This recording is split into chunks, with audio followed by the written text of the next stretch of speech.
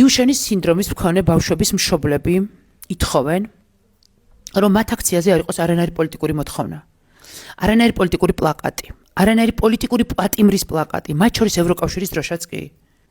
ეს არის მათი შვილების გადარჩენის ინსტინქტი.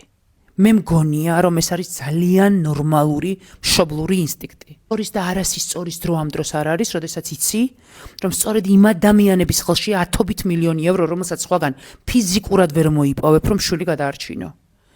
იმ ადამიანების ხელში, რომლებმაც შეიძლება ხვალ შენ წინააღმდეგ აამუშავონ ნებისმიერი პროპაგანდა, გეძახონ ნაცი, უბრალოდ არ გააკეთონ არაფერი იმისთვის, რომ შენმა შვილმა იცოცხლოს.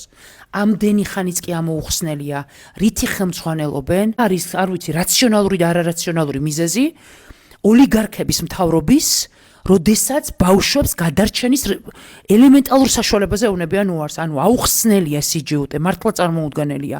მაშინ, როდესაც მილიარდებია შენს ბიუჯეტში და მილიონებია შენს ჯიბეში. ეს არ ნიშნავს, რომ ბრძოლა უნდა შევწყვიტოთ ჩვენს პლატფორმებზე.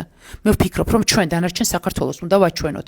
ამ მშობლებს როგორ არ აქვთ პლედების შეტანის უფლება აქციაზე, სკამზე დაძინების უფლება, როგორ მისდით გული ბრძოლისგან დაღლილებს, შიმშილისგან დაღლილებს.